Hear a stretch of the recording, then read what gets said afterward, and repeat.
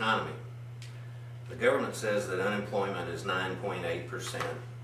The word on the street is that unemployment is significantly above 10%. It's obvious that the recovery is stumbling along and the current government stimulus program is not getting the job done. How do we fix our economy and put Americans back to work? You know, the best way to fix the economy of this country is to let the people be the innovators. Let them have the motivation and the opportunity to grow business.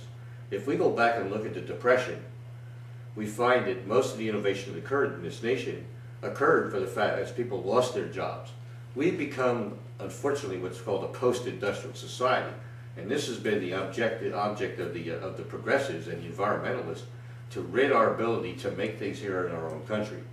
If we reduce taxes, and actually I feel we should eliminate taxes and go straight to consumption taxes, get rid of income taxes. Reducing taxes on the folks out there, and I get tired of hearing that it only helps the rich. Well, the rich are the only people that employ people.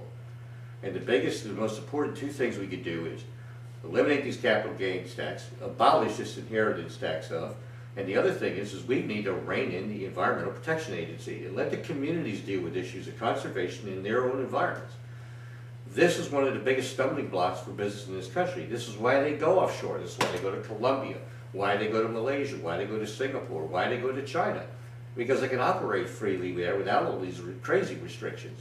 We've come a long way since Love Canal in the 70s and the environmental problems that spurred our concentration on watching and manufacturing and industry in this country. Now it's time to step back a little bit and say, let's open these markets up and let's loosen the rein. Unfortunately, the BP spill is going to add to the fire and fuel of the environmentalists to continue to have a tight rein on our business. And until we open these doors up for people, we're never going to prosper in this country again. There will be no way to solve this economic problem.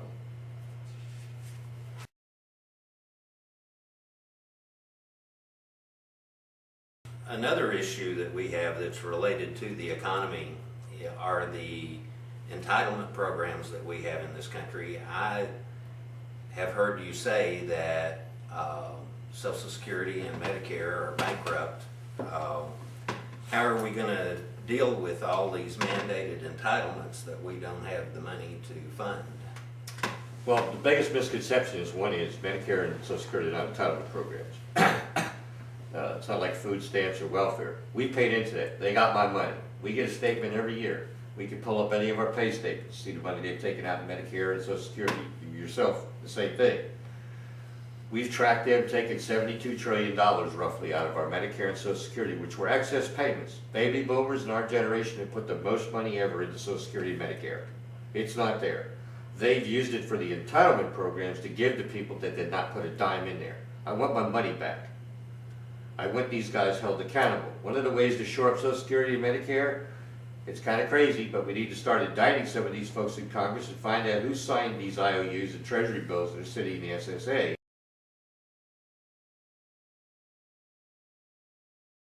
How are deficits affecting our economy? Boy, I sit sometimes and think, even if we got what we affectionately call a wedge, which would be 145 like-minded constitutionalists with R's, D's, L's, or G's behind their name, but they're there to uphold the Constitution in the United States House of Representatives.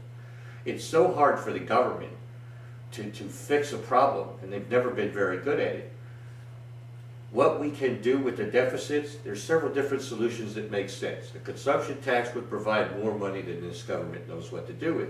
But we've got to get in a mode where the 2% solution, I believe, there was a retired colonel who wrote about it, an Army colonel, about several months ago, and it's actually a solution that Ben Franklin had after the Revolutionary War, and we used the whiskey tax.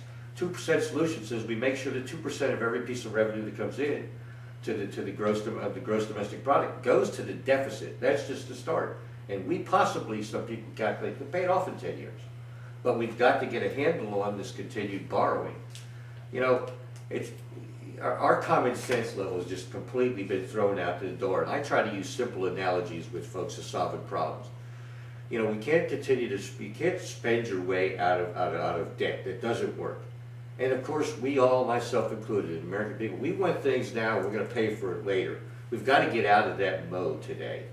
We've got to really tighten our belts. We're going to be we're going to be in rough road for about 10 years. If we're lucky to get out of this mess that we've created and allow our government officials to create. And solving that deficit, Ron, well, I'll tell you, that's one that we're still beating our heads against the wall, several people and economists, to try and how can we fix this, and there's no easy answers. We're going to have to take some drastic cuts in government. And if you just go back and look at the 2 years that Harding was president, and cut the deficit in 1/3, and cut the government almost in half, that solved a major deficit that is similar to, with inflation and everything else that's occurred, to what we're dealing with today.